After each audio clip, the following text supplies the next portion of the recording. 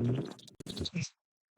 right. Thank you for tuning into the Equity Channel, where we provide the highest quality stock market analysis to individual investors. Our goal is to help you improve your returns while keeping you up to date with everything that you need to know.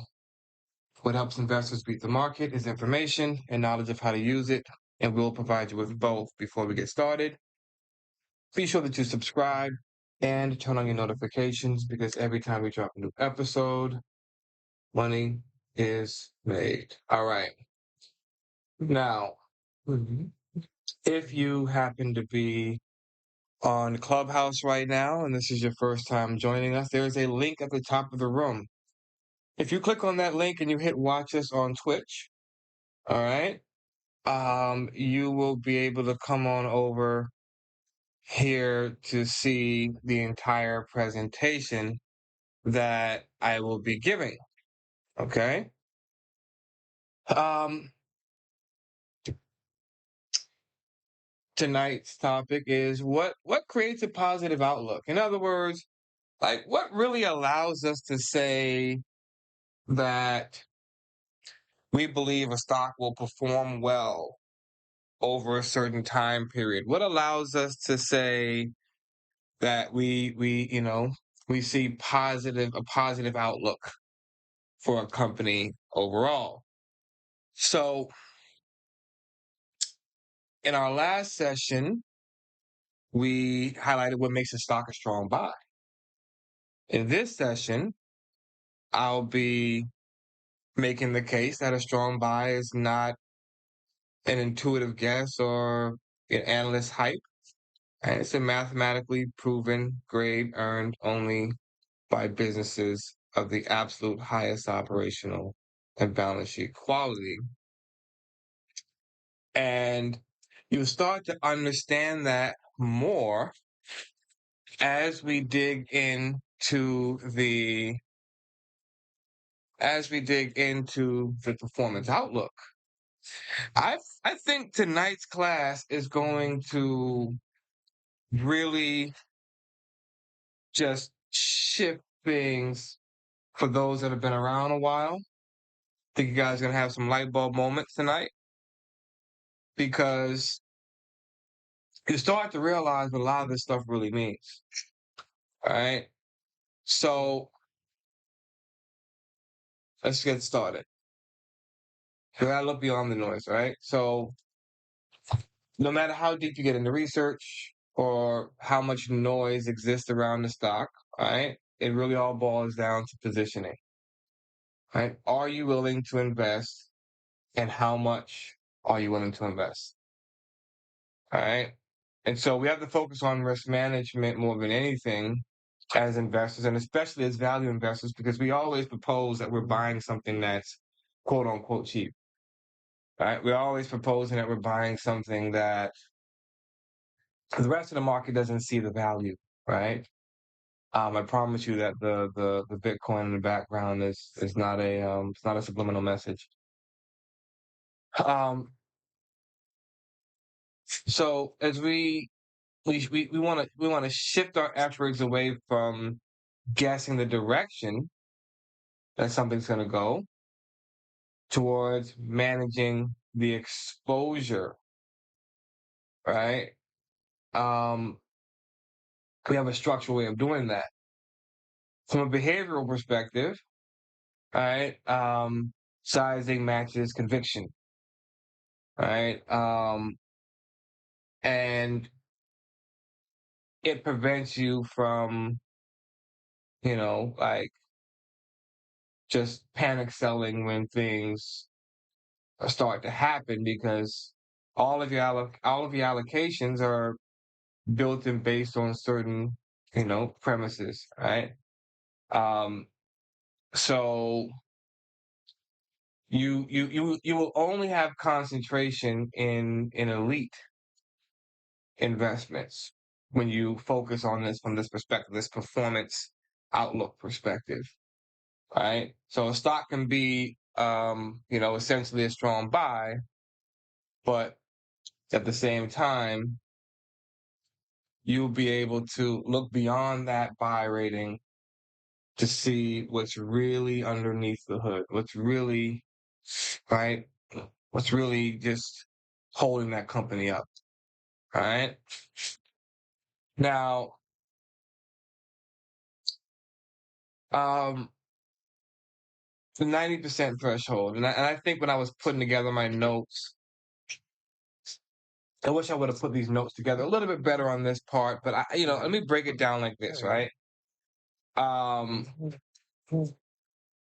as an investor, 90% of the time when you put money out there into the world, right, it's going to end up being a positive or better outlook,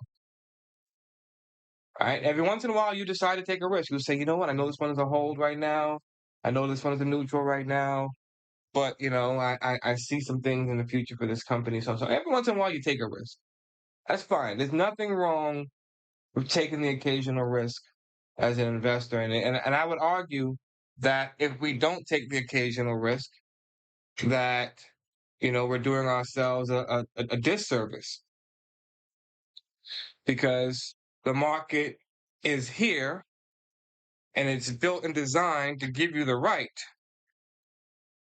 to speculate. It gives you the right to take these risks on, right? It gives you the right to say, I see this company, I understand this company, and I see a future for this company, and I want to invest in them, right? But um, we we fundamentally starve the companies that really aren't there in terms of the outlook, right? We starve them of capital.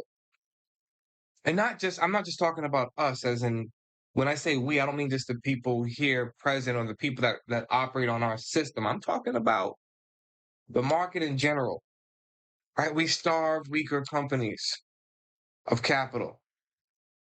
So all the more reason why you want to be able to figure out how to develop a positive outlook for a company. All the more reason why you want to be able to do that, right? Because when it's all said and done, you don't want to end up in one of those companies that the market is currently starving. Now, we focus on active protection, right? Systematic rules that automatically block emotional and speculative buys in high risk corporate turnaround plays that lack fundamental proof. Now, um, and we have other automated systems as well. Like you guys may have noticed in the new portfolio tracker, we have Apex, right? Automated portfolio expertise, right? Now, when it's all said and done, these systems really allow us to work and operate, and just you know um, take ourselves to these new heights as investors. Now, when I speak about going to new heights as an investor, I'm talking about you know knowledge wise, right? Um, and your decision making, it over time it evolves, and you start making decisions differently, right? Um, for example, right? Um, preventing dead money. So you start to make decisions that blend fundamental outlooks with technical trend patterns, for example, and you can avoid stagnation. You say, well, this company is both fundamentally strong and it is outperforming the market. Yet I can still buy it at a discount. See that logic that I just ran through? That's a that's a line of reasoning that it's not that hard to fall in line with. It's not that hard to get to the point of accepting that to be something that you're willing to adhere to. All right, you're exploiting the market's inertia, the momentum. Right, so stock price trends tend to persist until an undeniable fundamental risk occurs. Right, so if in most cases you find a way to couple your fundamental findings with technical findings, then you can take advantage of this particular aspect. Right now, you know,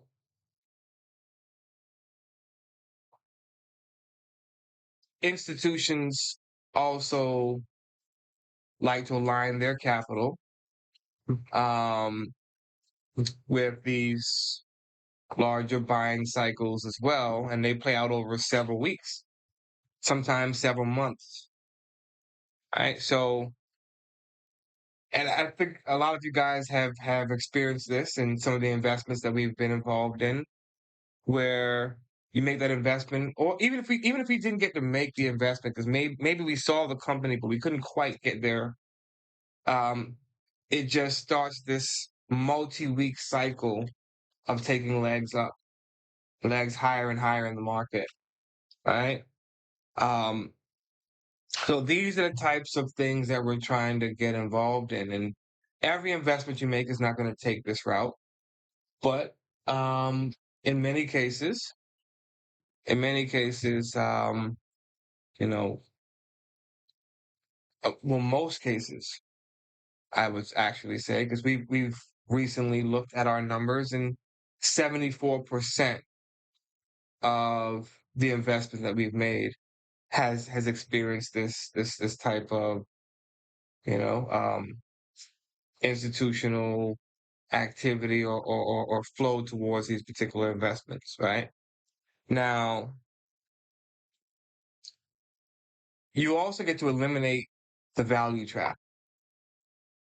Right, and this ensures that cheap stocks are not bought until internal operational metrics actively show that this is the investments that you want to be making. Right now, here's here's the lay of the land here. Right, as you learn to put together an outlook for a company, you're going to rank them in three different categories. Rank one is leadership. These are the ones that I was just talking about. They have that alpha that's above a 1.1, meaning they're outperforming the market by at least 10 percentage points. They have a favorable or an exceptional outlook.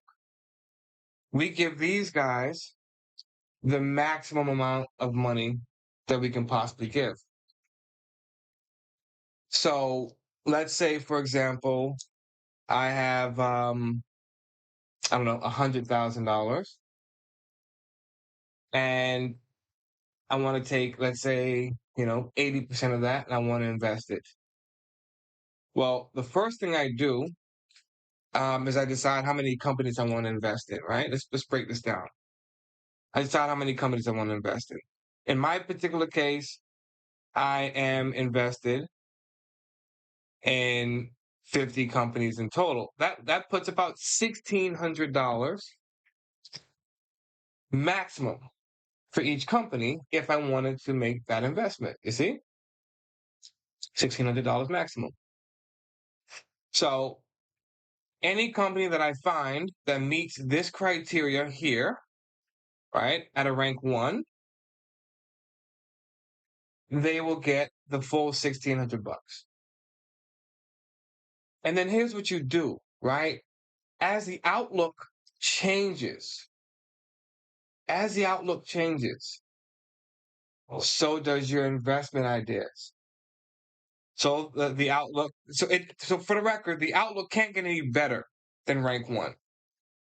All right, like that is a statistical fact. It just cannot get any better than rank one. Rank one is giving you everything you need. Right? It is a company that is outperforming the market. Their return on invested capital is through the roof. Their fundamentals are improving year over year. They are also undervalued in that regard, right? So, you can't really get better than that rank one, which is why we give them full allocation. Rank two is where we start to see the first bit of issues, and we'll get into that.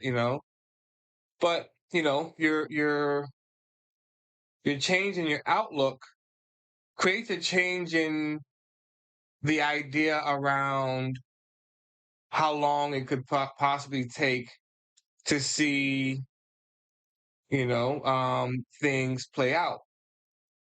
So you naturally put less money until it starts to show evidence that what's coming is here. All right. Then you have your your rank three companies, and these are everybody else. All right.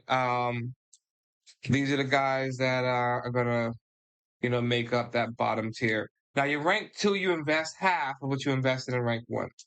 So you invested 1,600 in rank one, you will invest 800 in rank two. In rank three, you'll invest half of what you invested in rank two. So that means you'll invest $400. You do it like that, right? So the way our system is set up, it automatically protects your money from, being overly invested into potentially stagnant positions, right? So it's a self-cleansing mechanism, all right? Market winners organically get more money. Laggards organically get less. Pretty simple. So here's the idea here, right? So it's a 12-point model to give you an outlook. We have a 12-point model that'll give you the outlook for a company. And so we're transitioning from the 9-point investment grade that you guys learned on what was that, Wednesday, right? So you take the 9-point investment grade and you strip these three elements from it: the valuations, the capital efficiency, the operational momentum. Then you add your technical factor. For those that are new here, you can always find some of our past sessions on our YouTube channel. Okay, the Equity channel on YouTube. In that link that's at the top of the room on Clubhouse, you'll be able to find our YouTube there as well. The sessions are not uploaded right away, but they are uploaded. And I'm creating an entire playlist of just these value investing 101s. So definitely go over there, tap in, check out the new uploads, and look forward to the new playlist that's coming up. Also, I would also point out that you might want to join the Telegram as well, because with the Telegram, you'll get notified when these things go up. All right. You'll see the Telegram link in there as well. All right. Okay. Now, capital efficiency. So the return on invested capital, right? We pull that out of the 9-point investment grade. That gets 4 points. What we've learned is that return on invested capital, it gives us the most contrasting outlook that we could possibly have. We know from a statistical point of view that the top 25% of return on invested capital firms outperform the bottom 25% of return on invested capital firms by the largest percentage that you will see from any other metric on a top and bottom comparison.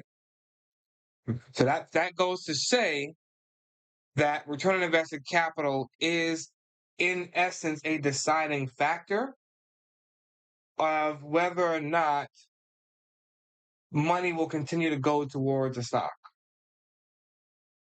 So we look for a high return on invested capital, and that helps us with our outlook, right? 4 points, that's the most points you can get for any metric in 12-point investment grade.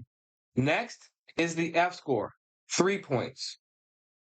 All right. So the F score of 6 or better says that we have improving margins and solvency metrics, meaning the company is actually getting better year over year. All right. And when you have an already great company and they're getting better, then that says a lot. And then we have the technical strength, real-time relative strength filters out value traps. So if you can also have a stock that's outperforming the market, as I said, then that's going to help. So that's going to get you another 2 points onto your grade. Okay? So all in all, those first 3 metrics give you 9 points all on their own. So we go from the 9-point investment grade where each metric gets 1 point to this 12-point outlook where the first 3 metrics themselves can add up to 9 points. And then we have the price to earnings growth, price to free cash flow, price to book. Each of these can get 1 point, and 9 plus those 3 points, you get 12. All right. We are going to be going over this in a few moments, right? We'll show you some examples. All right. But here's how that looks, all in all. A company that scores 11 or 12 points, all right? You have the perfect fundamental and technical alignment, standard quality momentum, right? Compounder. As I said, these companies get the, most likely get the maximum, um, you know, they get the maximum assigned to them, right? And the beautiful part about this particular outlook is that you can't be missing anything vital and get this outlook. If you get this outlook, if you get an exceptional outlook from a company, that means that every single thing that's vital towards a better performance over time has been met. They have the return on invested capital, they have the F score, and they have the momentum in their favor. Because remember, the momentum is 2 points. I set this up perfectly in that way. The momentum is 2 points. So if they have a score of 11, they couldn't possibly be missing the momentum, the F score, or the return on invested capital. You see? So that actually works really well here, right? Moving on, we have the 9 to 10 points. These guys get a favorable outlook. Capital efficiency is intact, right? ROIC is required. So you would have to have a company with a competitive advantage for them to have a favorable outlook. If the competitive advantage disappears, then you automatically have less than a favorable outlook. See how that works, guys? Like the system is set up in that way. That's why I said, so you guys these should be the light bulb moments for you right now. Think about what I just said. If the return on invested capital is your competitive advantage or your sign of a competitive advantage, and that gives you 4 points, you have a 12-point grading system. That means that in order to have a favorable outlook, you have to have a competitive advantage. See how we put that together, right? So if the company has no competitive advantage, it cannot have a favorable outlook. That is it verbatim.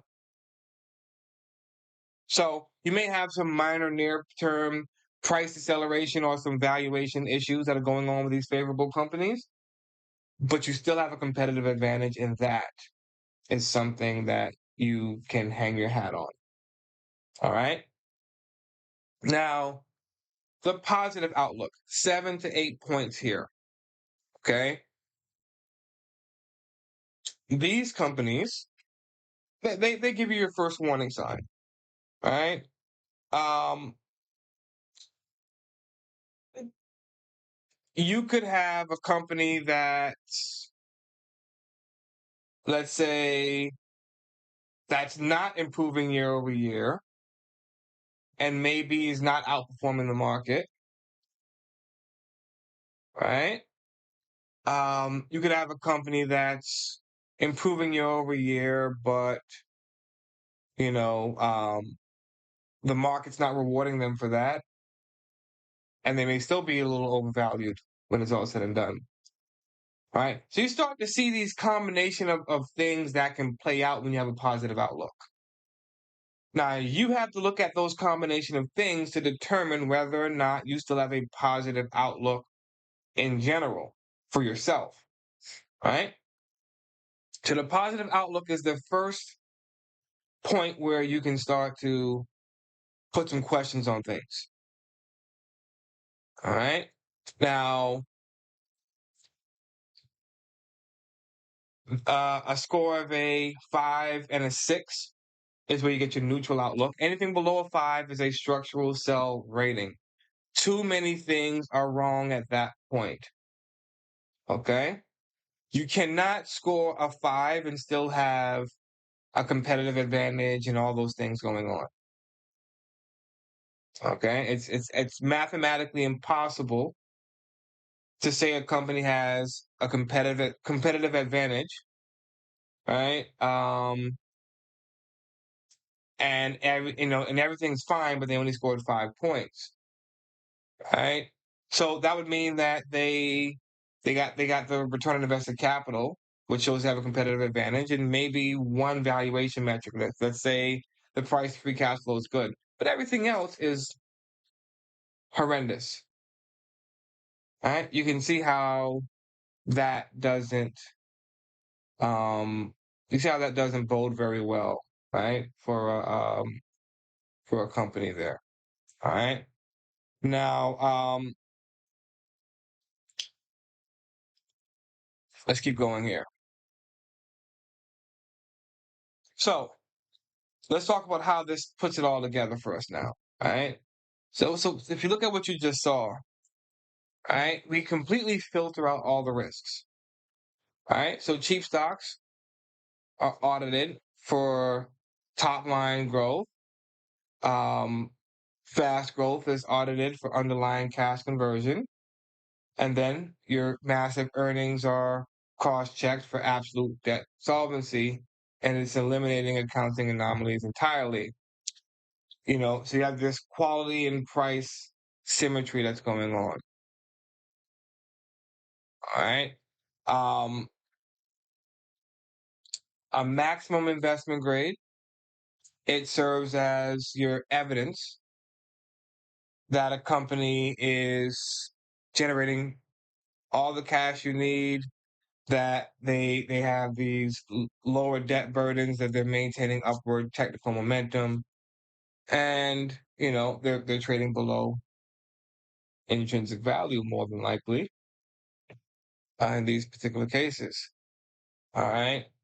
So a lot of times these stocks end up being a buy from that perspective. All right. Now let's get into some real world examples here. And um, in this example, we're actually going to be replacing the price to earnings growth with earnings quality. Okay. And you'll see how that plays out then, right? As you can see here, Alicia, I did fix the issue here. You see there? All right. So got our live stock price there, Christopher, for you. All right. So got a live stock price, the real stock price there. And and the issue is now gone as far as the perpetual loading. Let's talk. Um, so we like to put together systems and things that help our um our audience to navigate the market. So this is one of those things that we put together here. It's called the Guided Alpha Portfolio Tracker, right? Because we have what's known as the Guided Alpha model. That's what you're learning about right now in a nutshell, right? How we can look at these certain metrics in the market and just allow them to guide us through decisions. All right. Now, in the spirit of keeping everything, just like showing how things really work and how they play out. I'm actually uploading my portfolio into the new tracker for the first time right now. All right. Well, I want to do that with you guys. All right. Let's import in bulk. Let's drop that in there. And let's import our stock symbols here. And then we'll start to go through some of these names and see how some of these companies are looking. All right. So we're gonna clear those 5 names there and we're gonna get to it. All right. You can see all my numbers are dropping in -100, so on and so forth, right? No problem. That's to be expected. I haven't loaded up any data yet. All right. So let's start to load up. Let's actually start to load that data up. And then we'll get to it in the meantime. All right. So starting with Seagate. I'm gonna start to look at some different companies and their different outlooks and what those outlooks could be telling us based on what you learned tonight. Now, while I load this up, does anybody have any questions? Anything that came to mind while we were doing our analysis, while we were doing our session, I meant to say? Did anybody have anything that came to their mind? Anyone? Anyone at all? Talk to me. If you're in the audience, you want to come to the stage, you know, um, feel free to raise your hand. If you've actually been in the audience the entire time, and we do look at the audience. All right, so we know who's been here and who hasn't. What's up, Terrence? Rob, Kshar, Raquel. What's going on, guys? Rob, what's going on? What's going on?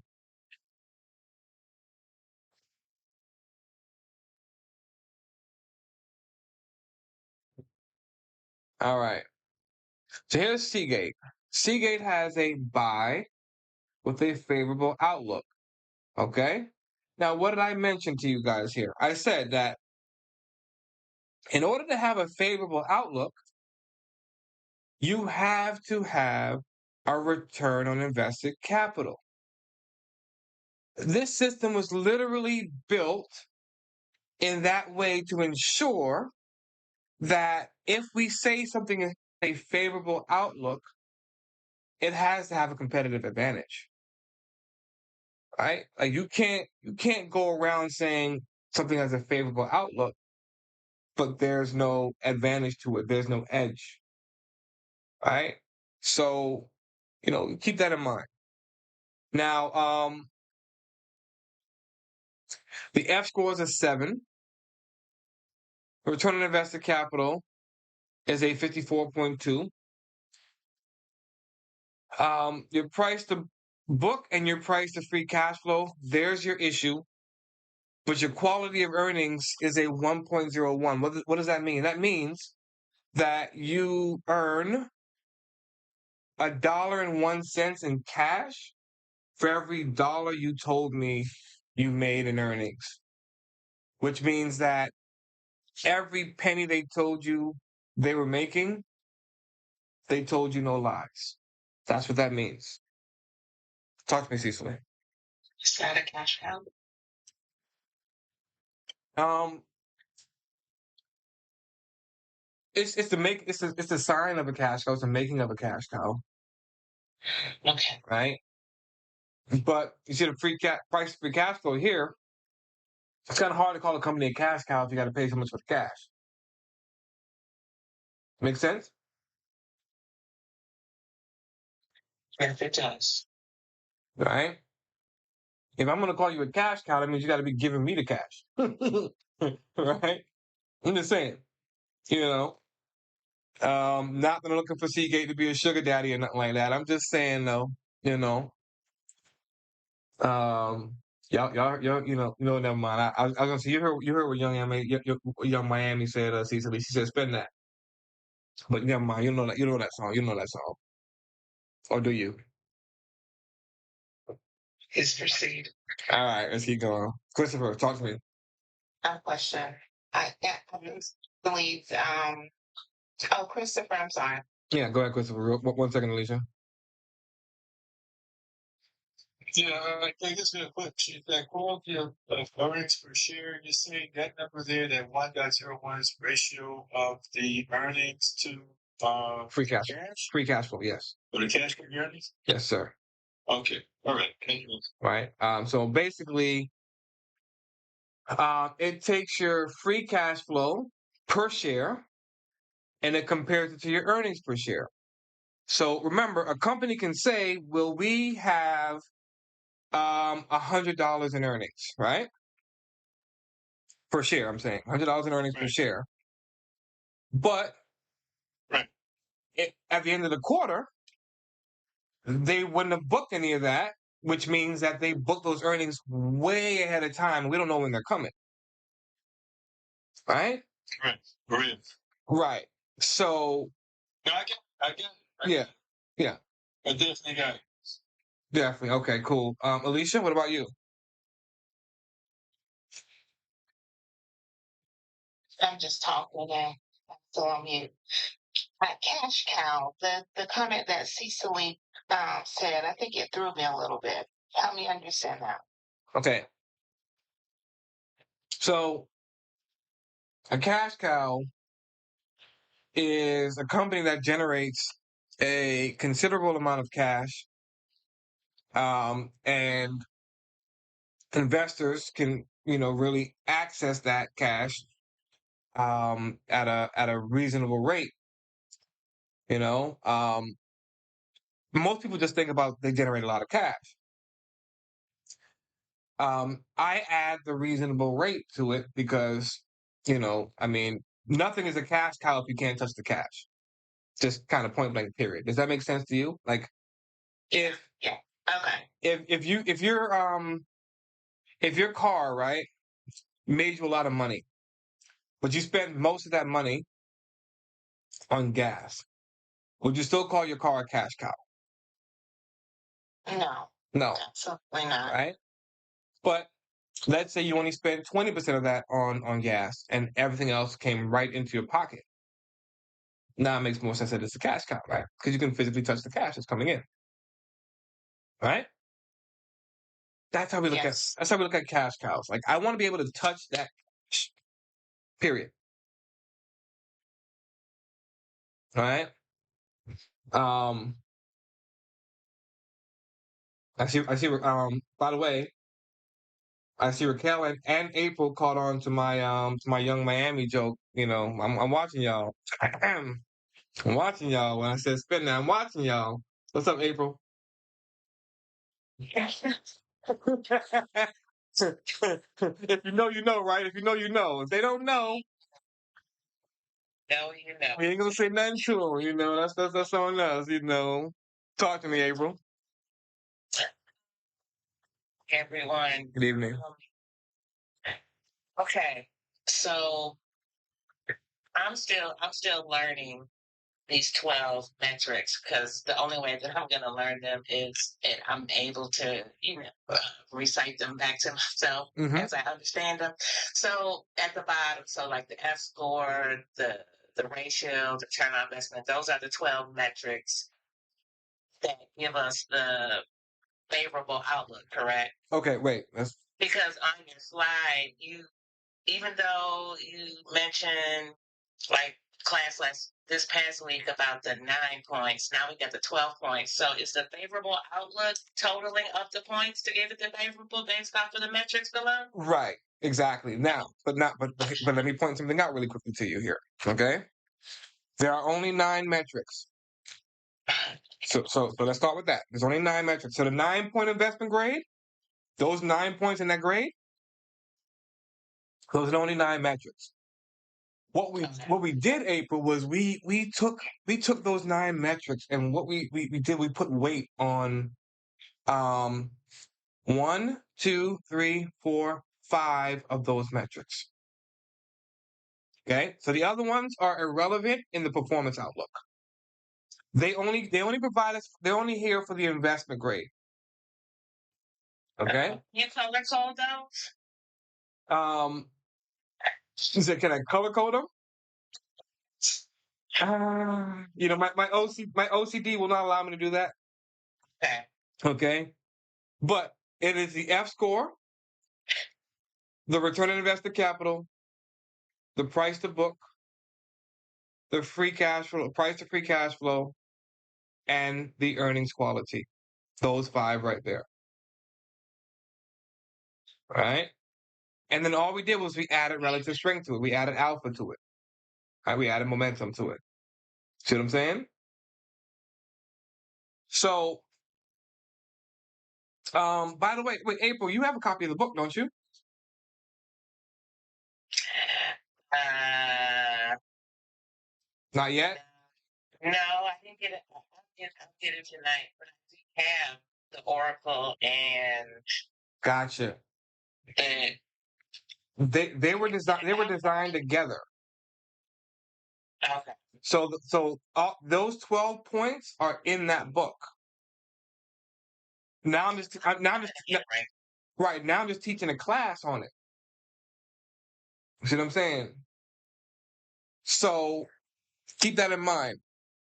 And I'm writing the second edition of that book right now, which is going to be an even better version of it. I'm working on it. We'll get there. We'll get there. More visuals, more, all that good stuff. But yes. Yes. Go ahead, Alicia. There's a question in the chat. All right. She beat me to it. Gotcha. Okay. You said 1,600 max, I think. Do you have a number of shares you buy based on that limit? No. So for the record, right? That would have been if let's say I had what's up, Burn Rich, by the way. Appreciate you for being there. Let's imagine I had that's if I had $100,000, right?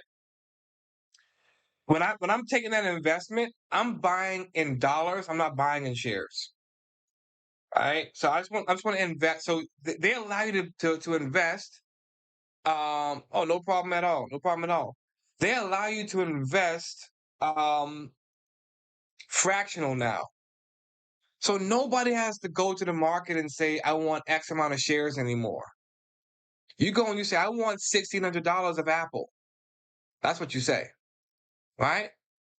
You go and say, I want $1,600 of Apple. You go and you say, I want, $800 worth of Coca-Cola. That's the way you guys want to do this now. Forget the old way, guys. Forget the old ways. Let that stay in the past. Take advantage of the new systems, because what these new systems allow you to do, you can even take profit in dollars. So I can go into my portfolio and say, I invested $1,600 and I've made, let's say, $800. Give me my $800. I don't have to say, oh, let me sell. How many shares do I need to sell to get my $800? No, I can just say, give me $800. Boom, 800 in cash. Done. Right? You got to learn to practice utilizing these new ways of operating in the market. All right? And so I'm here to encourage you guys to do more of that. Now, let me go ahead and put this in here real quick here. All right. So that was a buy with a favorable outlook, right? On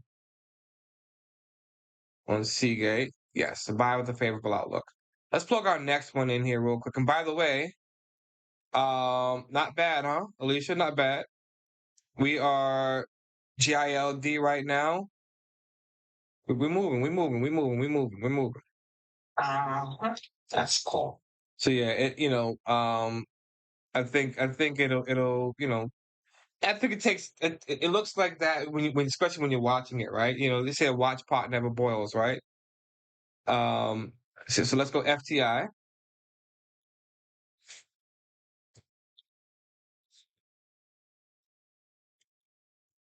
All right, let's punch that in there. Kenneth, I noticed you came to the stage. Did you have a question for me? No, I just joined the stage. Thanks. No problem, no problem. By the way, guys, so like I said, so we're gonna go through a bunch of companies here, and we're gonna highlight the different scenarios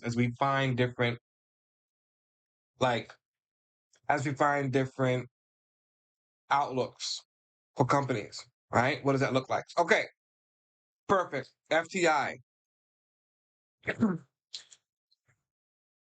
this one is particularly interesting here, right? Because here's the reality with FTI. When we found this stock, let me tell y'all something about this company right here, guys, right? When we found this company, now every single company you guys see on this list, every company you see on this list, we researched it, we found them, we dug them up, we did the work. Every single company on that list. Okay? So there's a story there for all of them. All right? Now, when we originally found FTI, FTI is a company that does like underwater work for, like they basically do a lot of the setting up of the system that's necessary to launch, out on the water operations for energy companies. Right. That's one of their main services that they provide that I'm a big fan of. All right. So it said they build specialized equipment and underwater systems that oil companies use to extract energy from the ocean floor. So you see, I knew that before I read this portion, right? So they make money by managing large-scale engineering projects and providing technical services to the global offshore industry. Now, so what was interesting about this company was seeing what they do, seeing what this company does, right? By the way, guys, if you're just getting in the room on Clubhouse, if you click the link at the top of the room, you'll see it says watch us on Twitch. You can come over here and see what we're doing. Okay.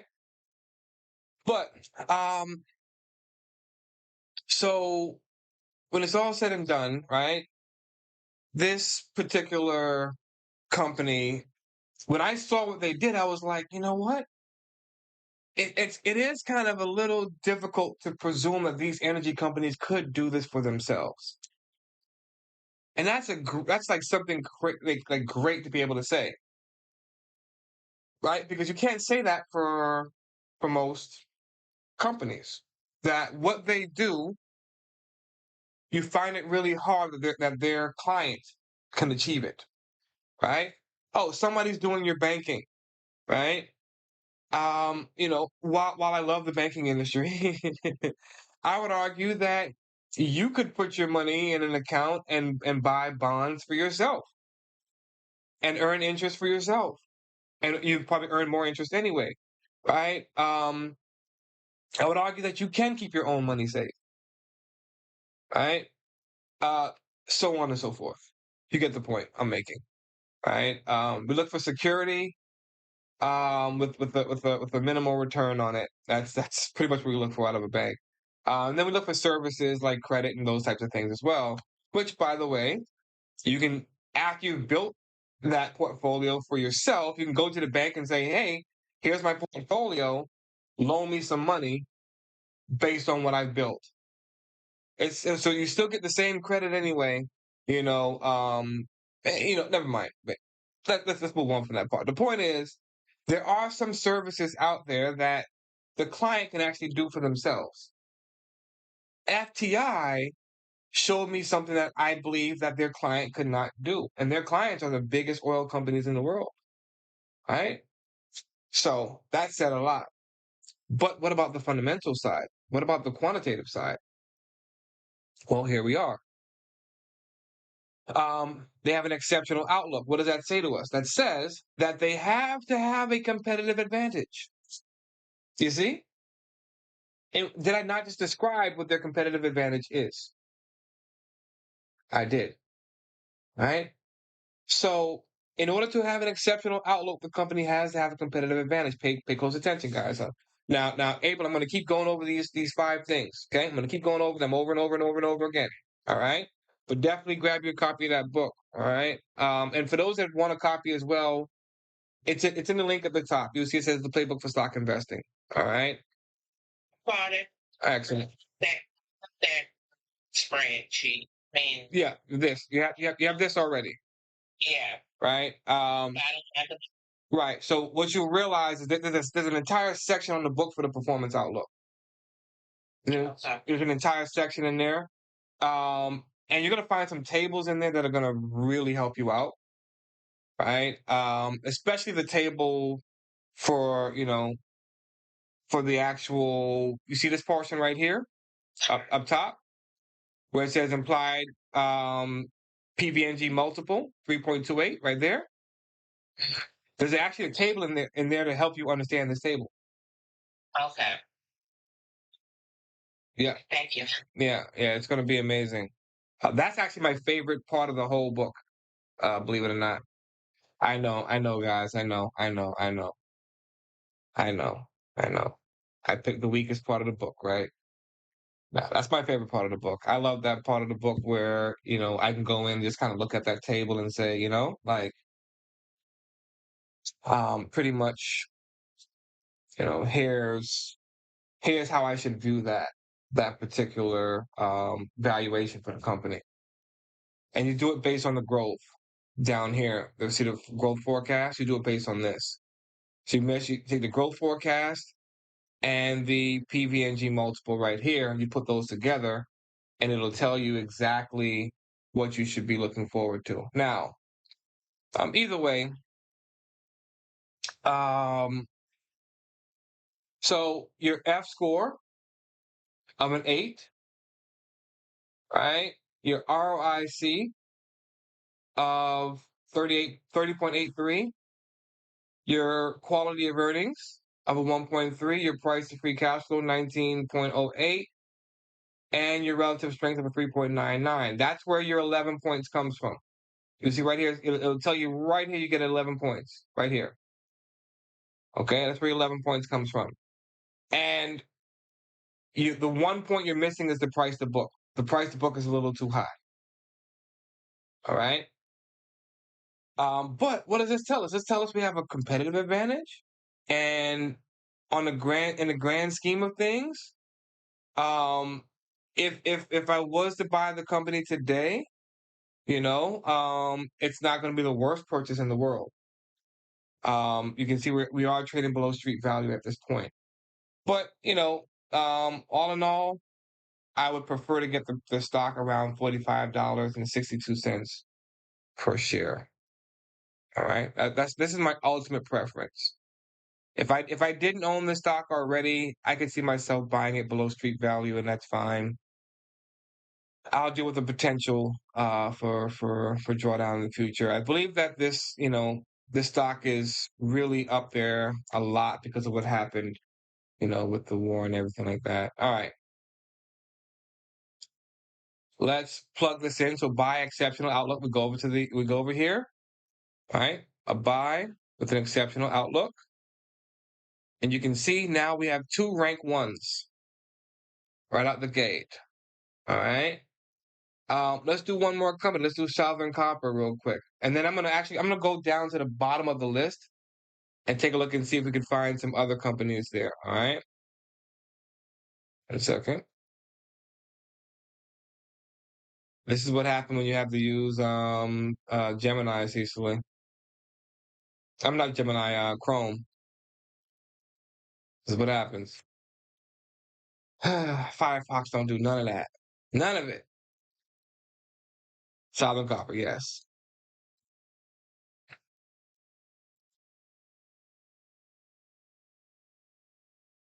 Now, some of these companies on that alpha list, Yeah. they're in different sectors. Yes. Yeah. Yeah. We have a blend of sectors. But what you'll notice on the new portfolio tracker, April, is we have a distribution of the outlook, Okay. right? And this is going to be the most important thing, is how your distribution plays out from your outlook, right? And the reason I say that that's going to be the most important thing is because when it's all said and done, as you like go through your assessment of these companies, right? Um, you can have a blend of companies from different sectors, but a lot of times people don't get the same performance out of diversification that we do. A lot of times, have you ever heard somebody say the term diversification? You ever heard that before? No. No. Well, basically, there's some anti diversification people out there who believe diversification is the worst thing you can do. Right? Yeah, yeah. Don't get me started on those guys. I'm I'm I'm gonna avoid going down. Yeah, No. yeah. So basically, the thing is, right, that um, if you're gonna diversify, you have to find um, you have to find a few things to make it work. One of those things is this difference in where the revenue is coming from, right? So take a look at these first three companies that I just showed you here, right? Seagate is getting their money selling memory. FTI is getting their money selling services to oil companies, right, to set up infrastructure. Southern Copper is getting their money from, obviously, well, it's in the name, right? Then we move on to Valero and Devon Energy, who's getting their money actually from oil itself, right? Oil and gas. Then comes Google, who's getting their money from, search-based advertisements. Then you move down to Sterling Infrastructure, right, who's getting their money from setting up industrial infrastructure um, for data centers right now. That's where a lot of their money is coming from. But their infrastructure play all together, right? So they got government contracts, all that good stuff. Then you go to UPS, who's making their money from integrated freight and logistics. See how this is working here? Then you have the major bank of New York, and these guys get a lot of their money from, get this, right? Um, asset management and wealth management, custodial work.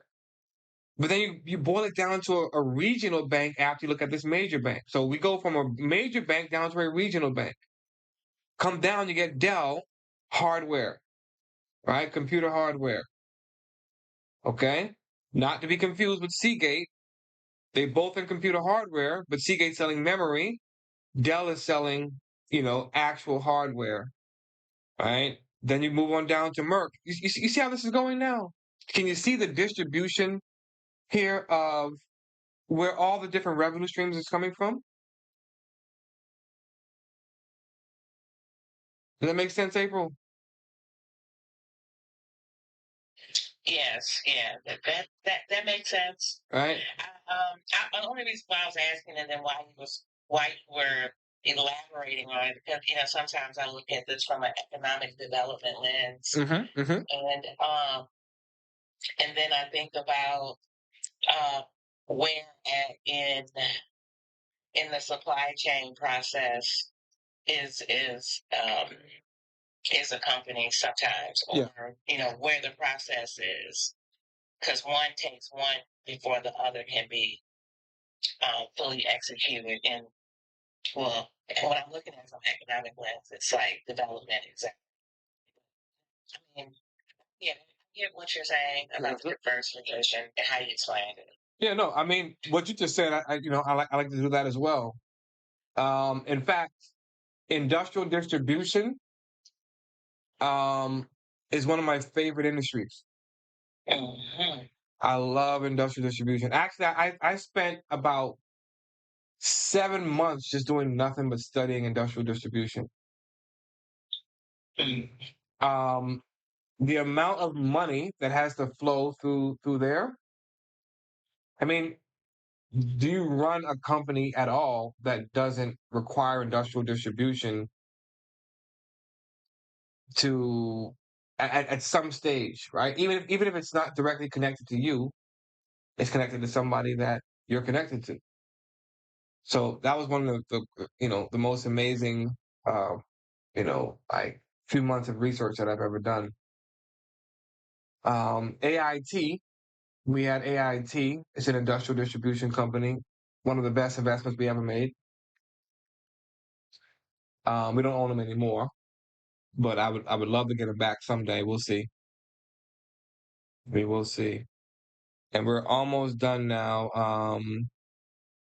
As far as the loading up is concerned, almost there. All right. So Southern Copper, a buy with a favorable outlook. You're noticing a pattern now. Right? Another favorable outlook. Now, somebody in here is not going to be a favorable outlook. I can guarantee you that. Somebody in here is not going to be a favorable outlook. But notice this one, right? Notice that um, we got a favorable outlook for Southern Copper, but they ended up at a rank 2, unlike Seagate, who is still a rank 1 with a favorable outlook. So they both get the same grade and outlook, but one of them ends up being a rank number 2. Who can tell me what the difference is between these two companies? They both have the same outlook and grade, but one ends up being a rank number 2. The other is a rank number 1. Who can tell me what the difference is between these two companies? Anyone? The return on investment? Mm-mm.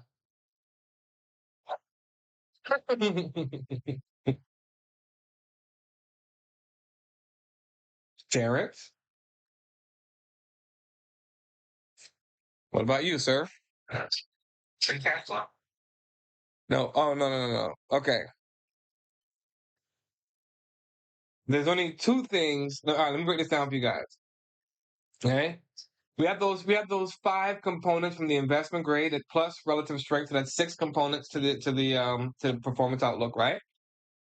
However, there's only 2 things that determine the rank. That's the performance outlook itself and the alpha on the relative strength. So this company gets a rank number 2 because their alpha is not at least a rank, it's not at least 1.1. See right here? It's a 1.09. It fell one percentage point shy of being a rank 1. But this is how our portfolio protects us, guys. This is how it protects us. Right? Because now it's pretty much saying, hey, Southern Copper fell below a threshold. They fell below a threshold. So we're going to need to pull back from these guys as a rank 1. Everybody with me on that? She didn't know that. We talked about it. Mm-hmm. Mm-hmm. Mm-hmm. Mm-hmm. Now, There are other times where I may have this threshold at a 1.05. Right? You guys may get a new portfolio tracker one of these days, Alicia, where times are not as stressful and we don't have Donald Trump as president, where a 1.05 is fine enough, right? To put him over that threshold. Right now, a 1.1 is necessary. Okay? Um, and so that's how we look at this. Like the times that you're in, what type of a threshold do I need for performance? All right, that matters, and it matters a lot. All right. Okay. Now let's see here. Who was next? Valero was next. No, let's go a little bit deeper on the list here. Let's go to Coca-Cola.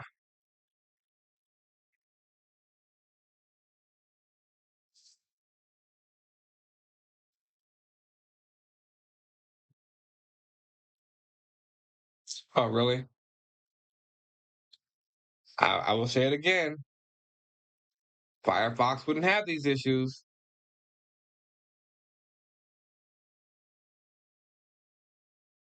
Tell me again why you switched. I didn't switch. I'm I'm uh I'm just here temporarily. This is my temporary workspace while I debug my Firefox. But I don't have the time to do it right now. That's why. So I'm just doing this instead. It takes me about it takes me over 4 hours to plan each one of these lessons, right? Y'all know that? I believe that. I believe. Yeah. And they've all been great, by the way. Appreciate it. Okay, Coca-Cola is a buy with a favorable outlook. So someone is going to say something?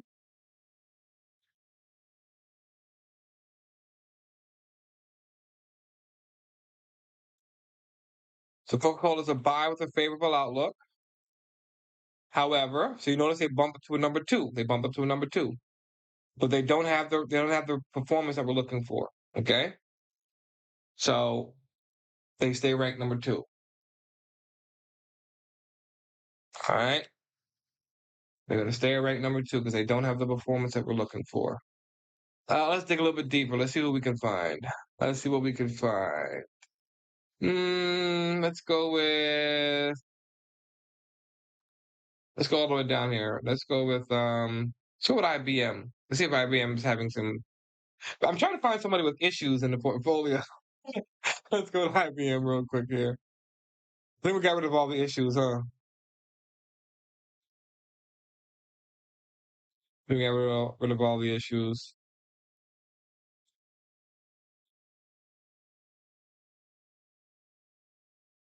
Yeah, because I didn't get not one sale when I was doing it today. So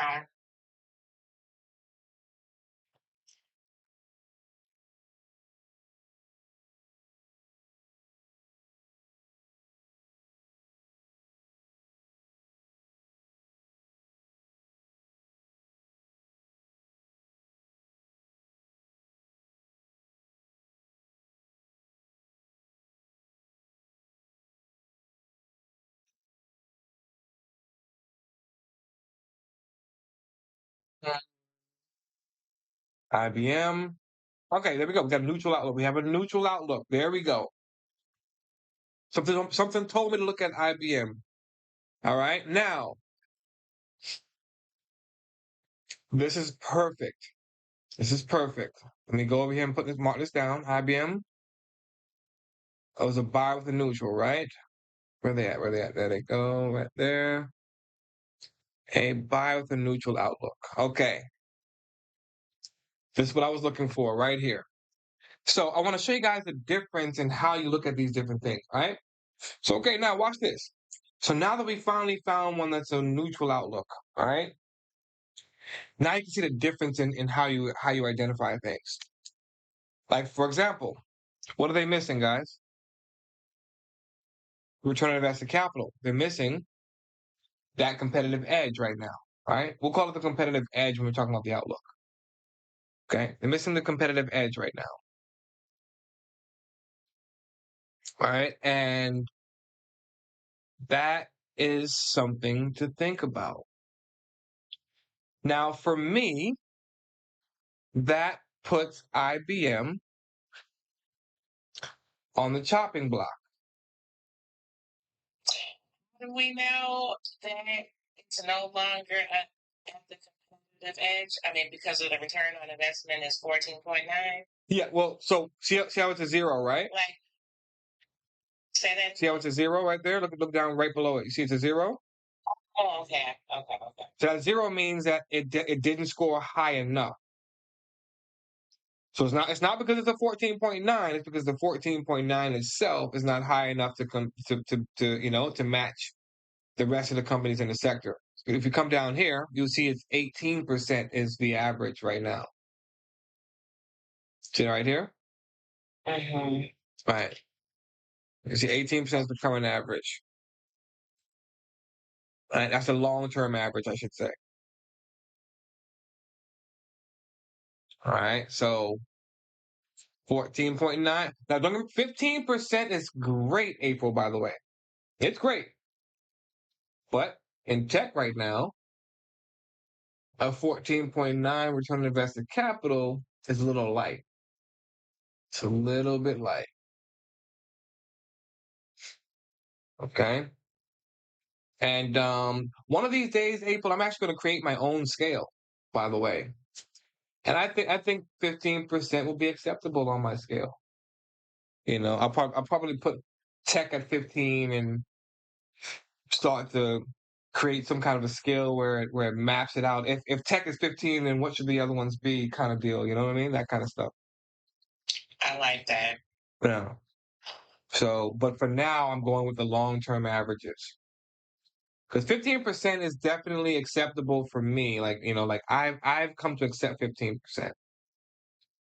Right, as good enough. But when you're being objective, right? We've been the term the past couple of days is objective investment quality. So unless you have a framework that already suggests that 14.9% is good, then objectively speaking, it's not good. I have no choice. So I don't care how much I like IBM. Doesn't matter to me. None of that matters. I will give IBM the boot and the scoop like everybody else. And they got 90 days, April. They got 90 days to get their return on invested capital back above the threshold, or they will be replaced with somebody else. So whenever we have a neutral outlook or a hold rating on the buy side, we always check the return on invested capital, guys. Always. You will actually see in the portfolio tracker, it says check ROIC. It will warn you about that. It will say check ROIC. So it's letting you know if that's not present, then the company has 1 quarter. They have 90 days. Because that means that they just spent the past 90 days with a low return on invested capital, right? Which means that when we give them the next 90 days, that's 6 months. Does everybody understand that now?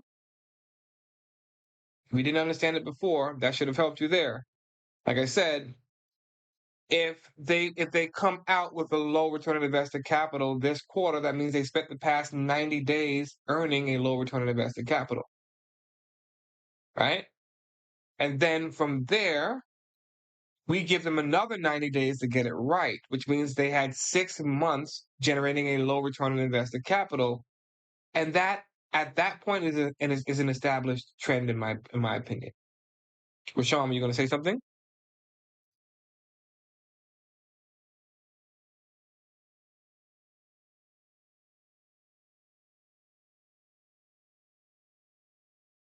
All right. Now, so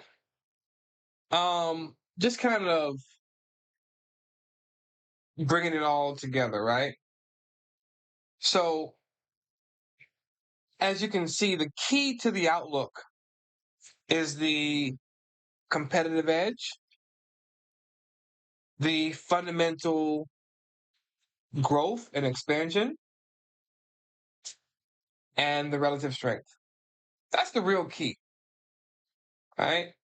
If I can maintain a competitive edge looking at the return on invested capital, if the F score is proving to me that year over year I'm fundamentally improving the business, and the relative strength is showing me that I'm also outperforming the market. You put those three things together, and I promise you, there's just it's very hard to find something better than that. All right. Now, somebody might ask, well, why don't you just take those three things and use those three things only? Well, the issue with only using those three things is that you miss other stuff. All right. I don't want to only look at those three things and then find out that the company's been growing at 1% per year for the past 20 years, right? Or that I'm about to pay 50 times the company's growth rate to buy the stock, or that the company is so burdened down in debt that while they are generating a high return on invested capital, that return on invested capital has been shrinking. Little things, little things, little things, little things. Okay? Well, little things that stack up to big things. Um, when it's all said and done, I want you guys to understand that this is about protecting money more than anything. That's what it's really all about. All right. It's about me finding a way to put my money in the market, right? At 9 a.m., 9:30 a.m. in the morning, I put my money in the market. And by 9:45, I'm saying, I think I'll crawl back into bed now. Right? Because I have nothing to be concerned about. And, my job here is done. I want the opportunity to earn wealth carefree, or worry free, I should say. My apologies. Right? I want the opportunity to earn wealth worry free. And while the investment grade is the filter that does away with all the names we don't want to look at, the performance outlook is the true path to wealth.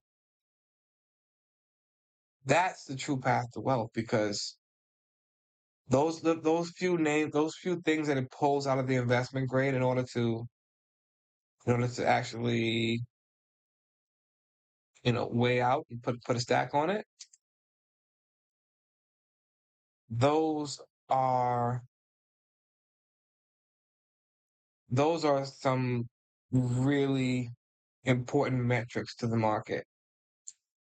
The market in general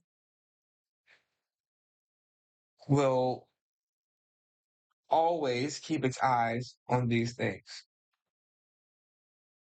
So if we're watching what the market is watching, all right, then in many ways we can be ahead of their next move. They can't move money as fast as we can. Okay? They can't move money as fast as we can. They have too much of it. So they have to move money a little bit at a time. All right? So maybe, and I know for a fact that there's been times where I know that I'm finding something the same time that they're finding it. And I can tell because I can see the difference in the pattern and the shift in the stock and things of that nature. And I'm like, somebody else is here. you know, it's like that moment in the movie where you hear that creaking of the staircase and you're like, yeah, somebody else is in the house. Right? It's one of those moments. You buy a stock and you slowly but surely see that pay out. Guys, I've said it before, I'll say it again. The amount of times we've bought a stock, and in comes Buffett to buy it after. The amount of times that we've bought a stock and in comes somebody that wants to merge or acquire that company, we cannot count them on our fingers and toes for the past 6 years. It's too many to count on fingers and toes. Okay? And each time that happened, there was exponential gains there. Each time. Um, my challenge to you guys is to, just start to look at the different scenarios. Right? Start look at the different scenarios. So you kind of the stock, take a look at the outlook, and then say, okay, cool. What do I see here? See, the issue is that at an exceptional outlook, there aren't many variables. There aren't many scenarios to play out. Once you hit the positive outlook, you start to get more variables and more scenarios that will play out. And so if you go below a positive outlook, let me let you know that the potential outcomes start to become overwhelming, right? Because now you have to play this out in your head, all the things that could possibly be wrong here, right? All the things that could possibly lead to a negative outcome here, or that could lead to the market not necessarily wanting to, to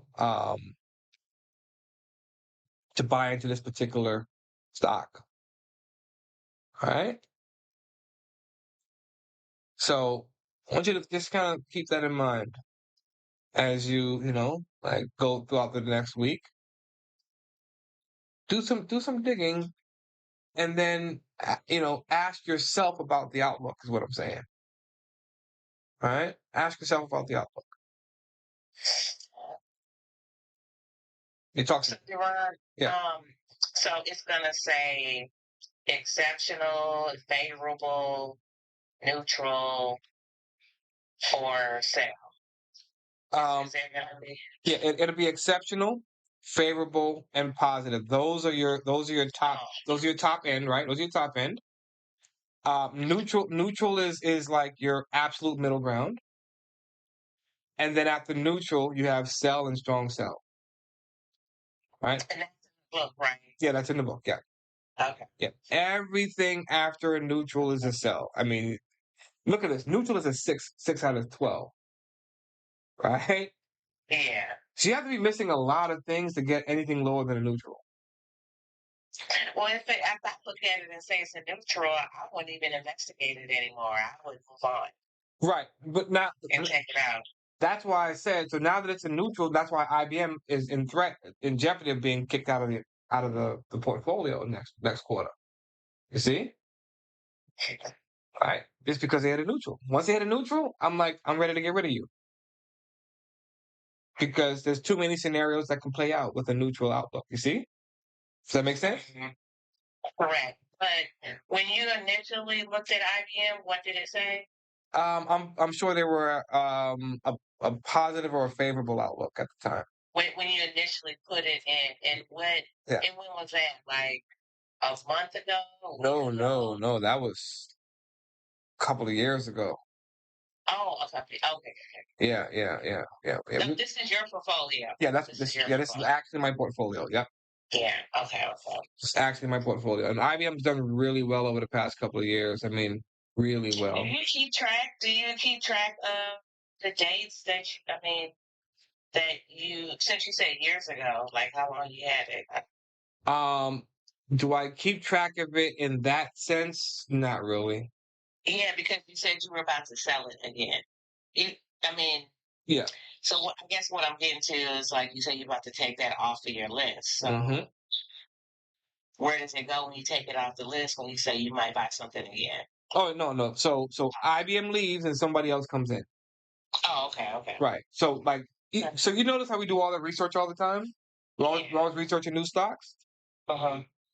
The craziest thing, and I know it's like it's kind of like one of those things where it's like how they say, when your job brings somebody in and they ask you to train them, and really you're training your replacement. Okay. It's kind of like one of those things. So all the research we're doing all the time is because we can always bump into this. Okay. So I always want to know who's out there that I could possibly invest in. So a lot of stocks I find, I'm probably never going to buy them, but at least one of them can possibly replace IBM, Mhm. right? And we'll see. Now another thing about a neutral outlook is, I'm going to check on the dividends to see, because I know IBM pays a pretty solid dividend. So sometimes the dividend can make up for a neutral outlook. You know what I mean? But that's about it. So I have to see how much it's made up for it, because they have a 75% return over the past 5 years. I'm sorry, almost 80%. So that's not bad, right? They've more than doubled my money. I know that much. All right. From the low 120s to 240s here. So they more than double the money that we put in. But the question actually becomes, more than anything, can we find somebody to replace them? That's the question. Another thing too, April, is this is probably what the second time possibly that we picked up IBM and put them back. Yeah. So just because we get rid of them doesn't mean that they won't eventually turn around and come back. Yeah. Okay. Thank you, Alicia. Yeah. Thanks for that. We invest based on like the current quality of the business. So yeah, we like IBM, but we're not gonna let them take us down to the dirt, right? Not happening. So before IBM starts to lose their stuff, by the way, we already took our profits too. You know, up here, profits already taken around this area here. So, from this point, we're just dealing with equity now. We're dealing with equity now. So no matter where we cash out of IBM, we're going to cash out as a profitable investment. Does that make sense? Yes, thanks. No problem. Yeah. Any other questions, guys? Any other questions before we close out?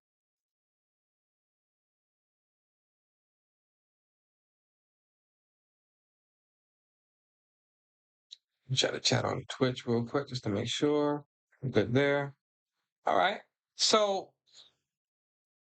like I said, I want you guys to really practice this thing as far as like the outlook is concerned. And by the way, if you are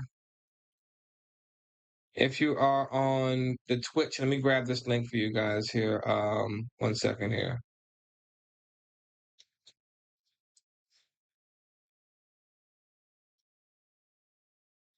Grab this link for you guys. So if you're on the Twitch, put this link in the chat for you. See that link right there? That's where you can get the playbook for stock investing. It's a really great book. It'll help you understand a lot of the things I'm talking about tonight. It'll help you understand a lot of that stuff. All right. And give you, some give you some understanding. You know. I think it's definitely worth kind of digging into that and giving yourself an opportunity to grow outside of this space. And you come back in here and you kind of have some of that stuff already, in the back of your mind. It definitely helps out a lot. But yeah, it's going to break down a lot of the stuff we talked about tonight. Almost everything we talked about tonight is in that book. All right. And if you're on Clubhouse, the link is at the top. It's called the Playbook for Stock Investing. It's exclusive to Amazon. We did an Amazon exclusive. So if you want to pick it up, you got to get it from Amazon. All right. Other than that, guys, I will catch up with you guys later. All right. Everybody be blessed and stay well. And I'm sorry. Tomorrow, 11 a.m. Don't forget, I'm going to be showing you guys some of these new features. And we're going to be talking about like how to use these tools. It's going to be a Twitch only stream tomorrow. There will be no Clubhouse tomorrow. It's going to be Twitch only. So if you haven't already, make sure you follow that Twitch channel. And it's a Twitch only, subscriber only stream. So we'll take everything from there, guys. All right. 11 a.m. Eastern. Yes, it's 11 a.m. Eastern. All right. So I look forward to seeing you guys there. Okay, guys. Be blessed. What about before you master? Are we done that or? No. That'll be at 5 p.m. All right. I'm sorry, 7:30. I'm sorry. 7:30 p.m. Yeah, clear. Yeah. All right. Later, guys. Bye.